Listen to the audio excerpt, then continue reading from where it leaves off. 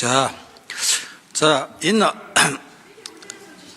хуулийн төсөл мэдээж одоо ингээд эцсийн хэлцээ батлагдчих байхаа асуудал байхгүй. Би зүгээр энэ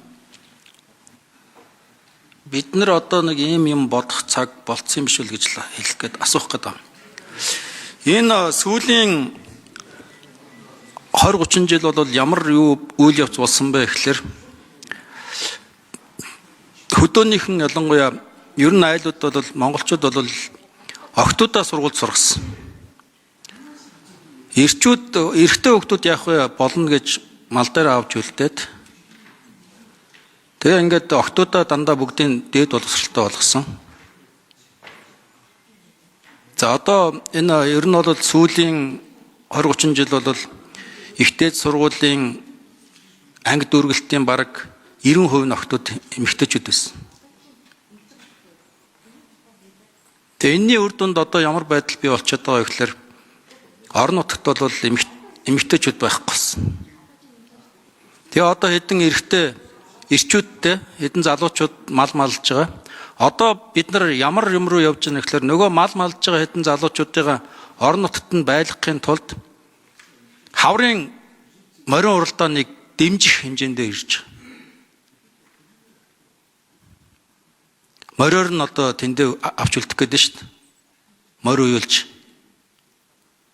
За гэтэл эмэгтэйчүүд юу болж байгаа гэхээр одоо энэ боловсралтай болсон эмэгтэйчүүд бол энэ одон ч юм уу энэ жоохон хүүхд гаргадаг энэ урамшууллаас болоод хүүхдтэй болох тухай хүн ам өсөх тухай тийм зүйл бол байхгүй болсон.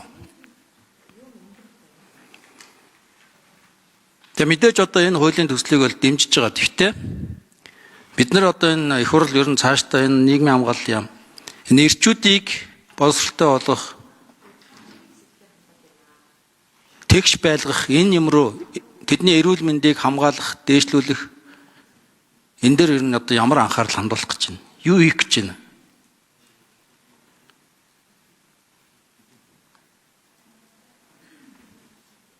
Гэдэг асуулт асуух гэсэн.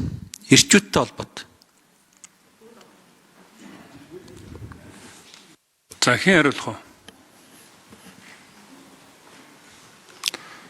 За төрийн нэр бичгийн дарга. Эндрийн 4-р микрофон нэрийг хэлээд уламжлаа. За Эрдэнэ гишүүний асуултанд хариулъя. Гэр бүл хэлбэрийн нийгмийн хамгааллын яам төрийн нэрийн бичгийн дарга даваа жаргал. За өнгөрсөн засгийн газрын хуралдаанаар бид гэр бүлийн хөгжлийг дэмжих тухай хуулийн төслийн анхдагч одоо хуулийн төслийг засгийн газрын хуралдаанаар оруулаад за улсын их хурлд өргөн барихаар шийдвэрлэгдсэн байгаа. За энэ хуулийн үндсэн концепц зөв хүн амжийн хөгжилтэй холбоотой бүхэл зохицуултуудыг бид хангахыг хичээсэн. За таны хэлж байгаа одоо хүн амын өсөлт удаашрж байгаа. Дээрээс нь эрчүүдийн одоо бас энэ боловсролын асуудал, орхигдож байгаа асуудал дээр энэ хууль дээр тодорхой залтуудыг оруулж тусахыг хичээсэн. За ер нь бол хүн амын тооны харьцаа бас сүүлийн жилүүдэд өөрчлөгдөж байгаа. Мөн насны бүтэц өөрчлөгдөж байгаа. Тэгэхээр эдгээр асуудлуудыг зохицуулах нь бол яг цаг үеийн одоо толгомцсон асуудал байгаа учраас энэ хуулийг анхдагч хуулийн байдлаар оруулж ирсэн байгаа. Тэгээ энэ хуулиар бол бид нэр одоо эх 7 хоногоос өргөн барихаар төлөвлөө явж байна. Тэгээд хуулийн төсөл танилцуулагдаад эхлэхээр ер нь бол саяын одоо эрэгтэйчүүдийн за тэр залуучуудын хөдөө мал дээр байгаа залуучуудын нийгмийн одоо эрх ашигыг хамгаалах чиглэлээр зохицуултуудыг оруулж ирэхийг хичээсэн байгаа.